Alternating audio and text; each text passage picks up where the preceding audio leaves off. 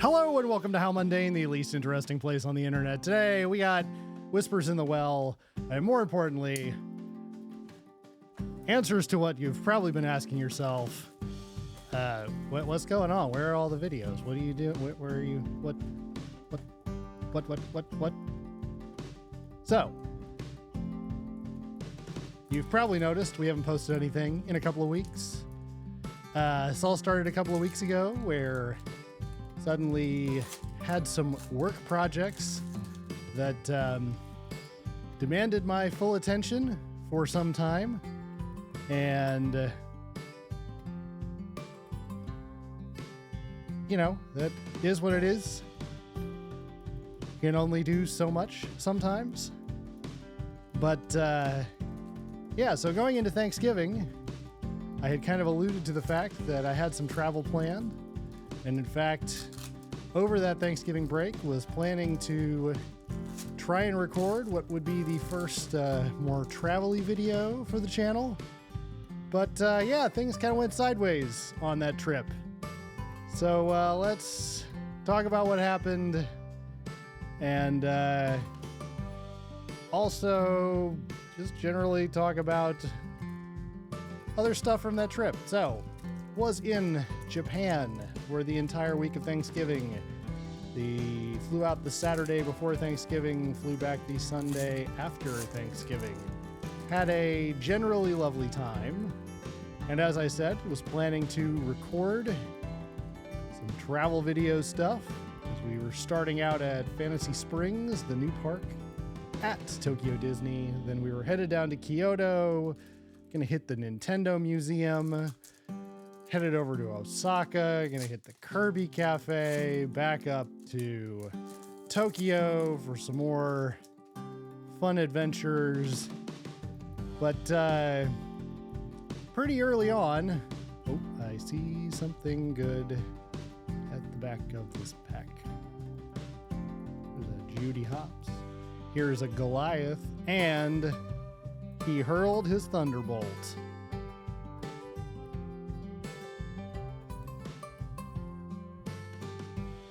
So yeah, early on in the trip, started to notice something was a bit off with my left hip. That was like the first full day we were there. Started noticing something was off as we were standing in line for Raging Spirits, the small Indiana Jones coaster at Tokyo Disney Sea. Was getting some pain. You know, thought maybe just dealing with the travel was distracting enough that I didn't bother trying to take any video that day. Figured whatever, I can make it up later. So the next day, it was kind of rainy. So again, not ideal to have a camera out. We were in the Shinkansen for a good chunk of the day, getting from Tokyo to Kyoto.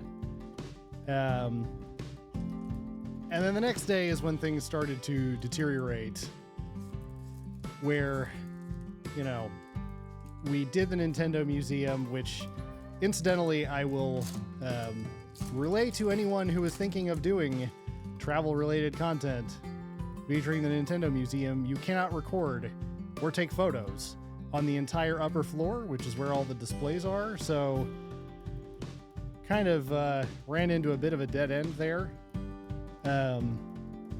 But by the time we were finishing up there, was really in a fair amount of pain in the left hip. Went and had lunch, went and did a little more walking, had to sit down some. So the next day, when we headed to Osaka for our day trip, I, at this point, was pretty well just like, forget about trying to deal with recording anything. I just need to figure out how to keep myself hobbling around with my traveling companions so that I didn't detract from their experience in Japan. That said, by midday in Osaka the next day, I was having trouble staying on my feet at all. The Demona and a Daisy Duck Hollow. And by the time we got to the Kirby Cafe, I had already had to take some extra sitting breaks while the folks I was with went and looked through different shops and things that were close by. And yeah, the sitting in the Kirby Cafe at least got me to a point for long enough that I was like, okay, we can walk up to Downtonbury from here. And how about we take a look in some drugstores on the way and see if maybe I can find a cane. So I had been doing a little internet research, and that suggested that with this kind of hip pain, a cane might be helpful if I used it with the opposite hand. Fairy godmother. So we ducked into half a dozen different drugstores, could not find a cane. So the next day we were scheduled to head back to Tokyo, and I spent the entire Shinkansen trip on the internet trying to figure out where the heck I could buy a cane in Tokyo. I managed to run across a little company called Sinano that makes ski poles but also makes canes, and happened to have a boutique on the edge of Ginza, which absolute lifesaver. Got the cane and was able to much more easily get around, although was still dealing with a fair amount of pain and having to take anti-inflammatories and other things just to get through the last couple of days of the trip. But lo and behold, got back, have been off that hip for a week now, and seem to be basically back to normal. So, you know, the joys of having EDS and all of the various and sundry fun injuries that can come with it. Check out that hollow.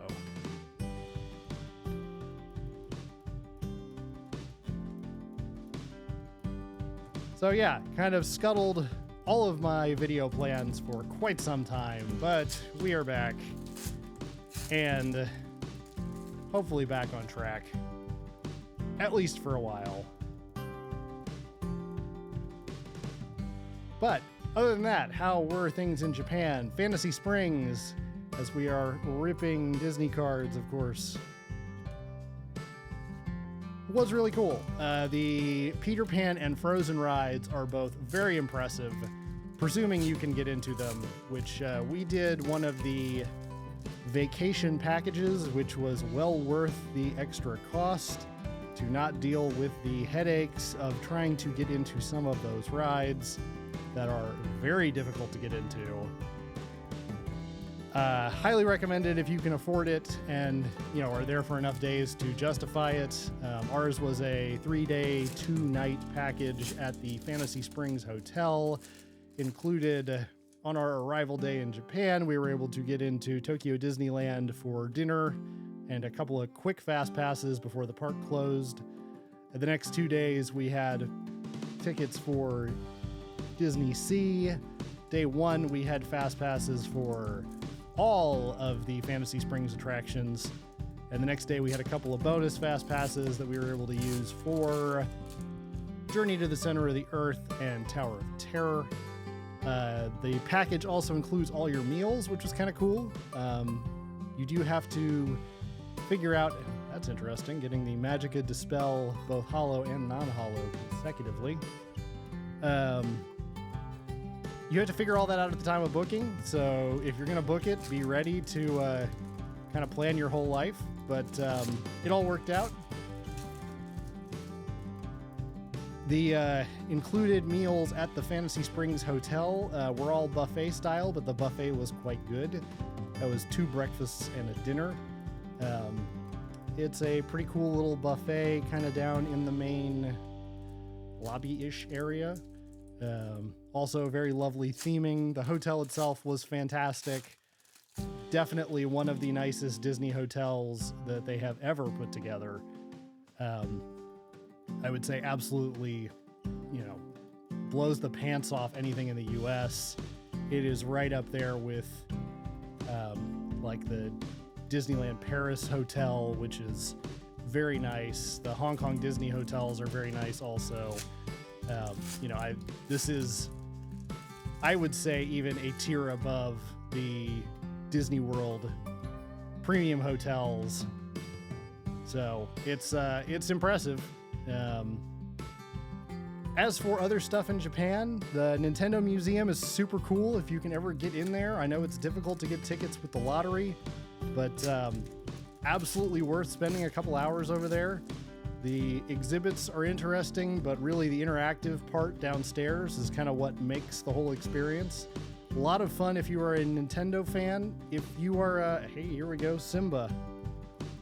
If you are not a Nintendo person, or, you know, kind of didn't grow up with all of the Nintendo stuff, I'm not sure that it would be worth your time, but definitely if any part of your childhood included Nintendo, whether that's Mario, Zelda, Metroid, Pokemon, whatever, it's worth the time. The other one I will briefly touch on, because I already mentioned it, was the Kirby Cafe. As far as themed cafes go, food was actually exceptionally good. The theming was well done. You know, recommended if you are a Kirby fan. I would say it and the Pokemon Cafe probably are among the more reliably good experiences. Some of those pop-up cafes can be a little more hit or miss. Headless Horseman. But yeah, all in all, we're back-ish. Thanks for being mundane with us. We'll see you next time. Bye.